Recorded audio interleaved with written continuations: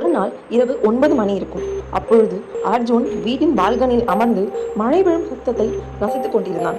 அப்பொழுது ஒரு மின்னல் வானத்தை பிரித்தது. அந்த ஒளியின் தெருவிளக்கின் கீழ் ஒரு முதிய பாட்டி வெள்ளை சேலை அணிந்து நின்று கொண்டிருந்தார். அவர் நேராக அர்ஜுன் வீட்டு பக்கம் பார்த்து கொண்டே இருந்தார். அர்ஜுன் கண் சிமிட்டினான். மற்றொரு மின்னல். இப்போ அந்த பாட்டி அவர்களின் வீட்டு கேட் அருகே நின்று கொண்டிருந்தார்.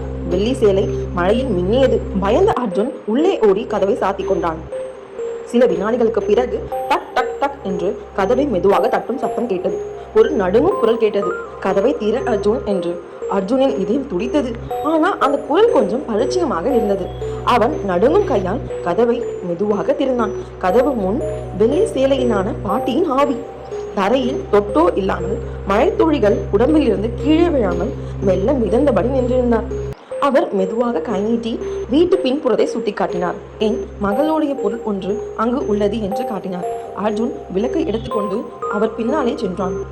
அங்கே மரத்தடியில் தோண்ட தொடங்கினான். சில நிமிடங்களில் ஒரு பழைய இரும்பு பெட்டி கிடைத்தது. அதை திறந்ததும் அழகான பொன் சங்கிலி வெளிச்சம் கொடுத்தது. அந்த ஒளியில் பாட்டி மெதுவாக சொன்னார், இதை உன் அம்மாவுக்கு கொடு. நான் அவளை ஒருபோதும் விட்டு போகவில்லை. அப்படியே சொல்லு என்றார். அவரது வெள்ளி சேலை மெதுவாக பிரகாசித்து மழை தூறலாக ஆகாயத்தில் கரைந்து விட்டது. அர்ஜுன் சங்கிலியை கைப்பிடித்து நின்றான். நன்றி பாட்டி என்று மெல்ல சொன்னான். இந்த வீடியோ பிடிச்சிருந்தா லைக் பண்ணுங்க, கமெண்ட் பண்ணுங்க, ஷேர் பண்ணுங்க. இது போன்று மேலும் வீடியோக்கள் பார்க்கணும்னா இந்த சேனலை சப்ஸ்கிரைப் பண்ணிக்கோங்க. இந்த வீடியோ பார்த்ததுக்கு நன்றி.